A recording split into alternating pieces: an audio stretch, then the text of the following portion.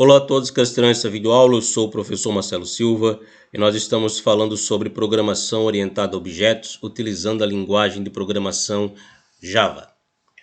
Nós vamos falar sobre interfaces, é a nossa quarta aula sobre interfaces. Vamos ao Eclipse para apresentar a utilização de extends com interface.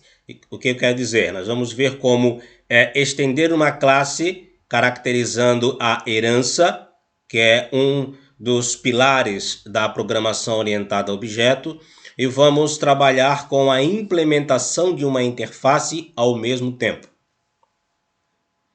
Vamos ao Eclipse. Para este exemplo, eu criei uma classe chamada pessoa. Esta classe chamada pessoa possui o atributo nome e o atributo telefone. Tem um construtor padrão e depois eu gerei os getters e os setters. Criei também o método toString, pois se precisarmos utilizar de systemout, basta chamar simplesmente o objeto e ele vai fazer a chamada ao método toString daquele objeto. Depois, para apresentar a herança e especialização, eu criei uma classe chamada pessoa física. Por quê? Pessoa, ela vai ter os atributos que são genéricos a todo e qualquer tipo de pessoa.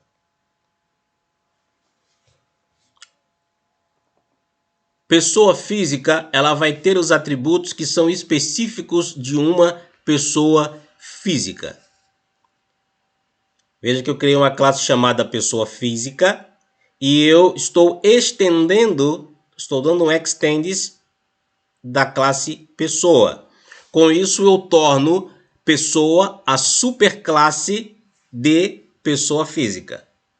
E o inverso também acontece, eu transformo pessoa física numa subclasse de pessoa.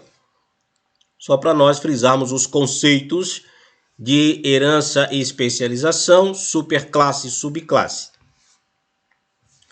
Na classe pessoa física eu tenho um construtor padrão também.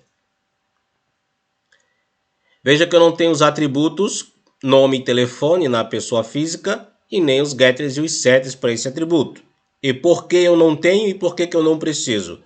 Eu não tenho e não preciso porque como ela herda, ela estende, ela herda de pessoa, os atributos que pessoa tem, ela tem acesso, e os métodos que pessoa tem, ela tem acesso. É uma classe filha de pessoa, digamos assim. Pessoa jurídica é uma classe que também herda o que pessoa tem. Então também eu não criei os atributos, nem os getters e os setters.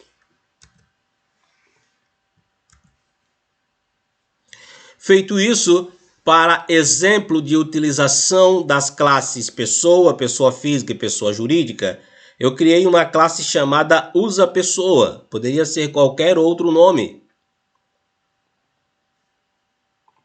Mas, simplesmente, como de costume, eu sempre estou utilizando o usa e depois a classe correspondente aos nomes que eu estou utilizando para cada exemplo. Então, a minha classe usaPessoa, ela também tem um construtor padrão e ela tem, neste caso, um método estático que é o voidMain, o método principal da classe que vai ser chamado e executado quando eu mandar executar esta classe. Para exemplo, eu criei um objeto chamado P1. Ele é do tipo pessoa. Estou usando aqui o construtor padrão de pessoa. Depois eu utilizei os métodos setNome e setTelefone para setar as informações para o nome e telefone desses dois atributos. E depois eu estou utilizando um systemout.println simplesmente para apresentar o conteúdo que eu setei. E veja como eu havia comentado antes, estou passando só o objeto, que nesse caso é o P1. E não estou pegando aqui o .get nome e o .get telefone, porque eu não preciso, já que eu criei um método toString para a classe pessoa.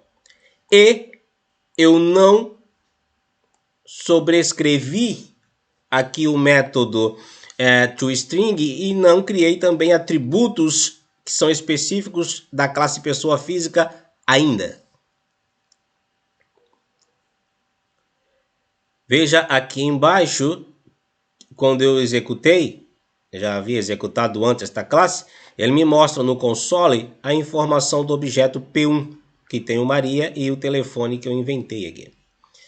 Depois, eu criei um objeto da classe pessoa física, chamei ele de PF1, para apresentar, demonstrar a utilização de objetos de uma subclasse e da utilização desse objeto, dos métodos que a superclasse tem e das propriedades que a superclasse tem. Nesse caso, a superclasse de pessoa física é pessoa. Se nós viermos aqui na classe pessoa, você vai ver que ela é extends de pessoa. Setei as informações para minha pessoa física. Chamei de João e o telefone, inventei um telefone. A princípio, como são dois atributos, na verdade, genéricos, então não teremos problema algum, já que setamos nome e telefone, mas acima eu setei Maria e também um telefone. Maria é uma pessoa física e o telefone é um telefone qualquer também. Depois eu utilizei de systemout para poder visualizar o conteúdo que foi setado para esse objeto nas propriedades nome e telefone. Veja aqui na execução abaixo, eu tenho aqui a apresentação do objeto. Veja que apresenta uma pessoa e nome e telefone. Quando nós utilizamos de herança, nós estamos aplicando aquilo que você costumeiramente vai ler, que diz que quando você utiliza de herança, nós estamos criando o E1. É um tipo de. Pessoa física é um tipo de pessoa. E1. Ela herda tudo que a sua superclasse tem. Agora eu vou criar um objeto da classe pessoa jurídica. Pessoa jurídica PJ1 igual a new pessoa jurídica.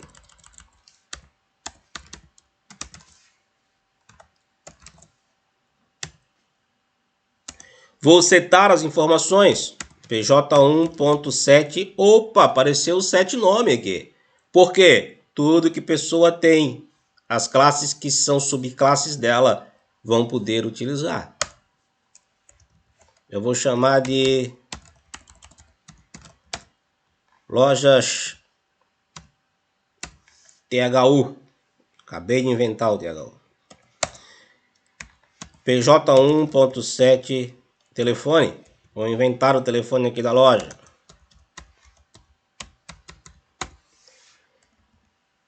Vamos dar um systemout. System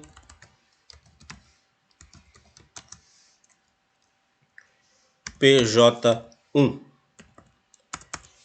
Ctrl S para salvar. Vou executar.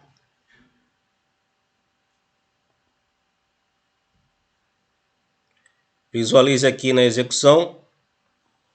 Aparece pessoa, nome Maria, telefone.